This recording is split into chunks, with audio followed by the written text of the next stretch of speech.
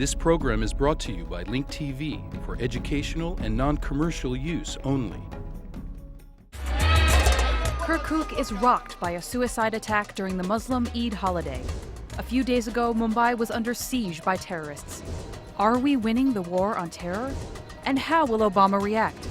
Answers to these questions and more on Link TV's Mosaic Intelligence Report. The scenario is all too familiar.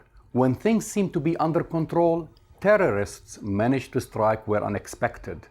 The latest incident was a suicide attack in Kirkuk, the center of Iraq's northern oil fields.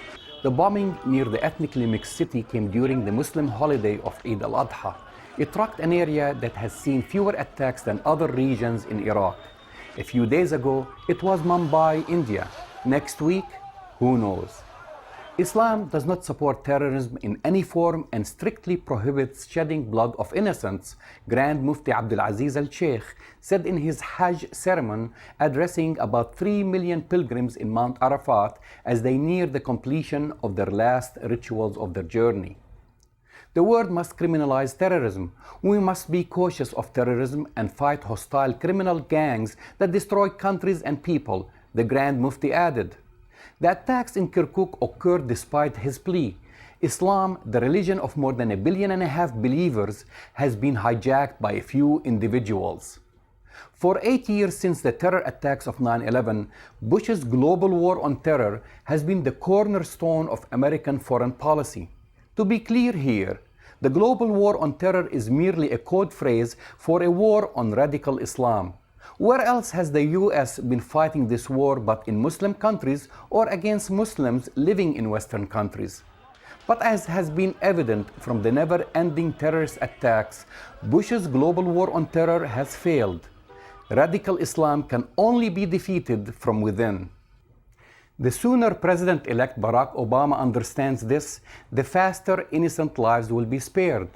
U.S. strikes on Islamists, such as when a U.S. Predator pilotless aircraft hit a house killing 6 people in Pakistan's South Waziristan tribal district this Thursday, will only fan the flames of hatred and resentment towards the U.S. Several past targeted strikes have killed many innocent civilians in Pakistan and Afghanistan. What needs to happen is that Muslim countries must take serious action and stop playing the condemnation game.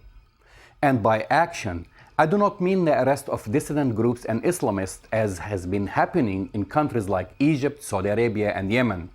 Action means serious steps towards democratization, wealth distribution, employment for the youth, and proper education. This is where the US can be more effective than all the Predator aircrafts it sends to the Middle East. Finally, let's not be in denial about the impact of the Palestinian-Israeli conflict and the war in Iraq on Muslims across the globe.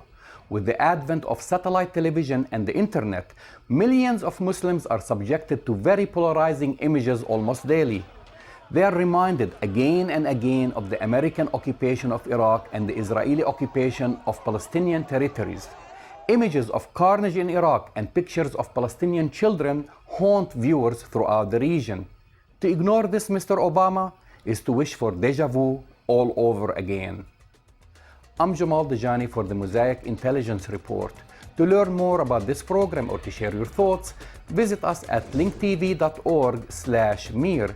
You can also read my blog on the Huffington Post.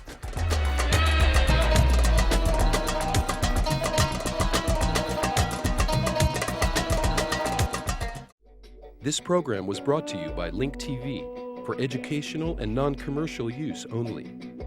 Link TV is the only U.S. television network devoted to global and national news, with uncompromising documentaries and diverse cultural programs which connect you to the world.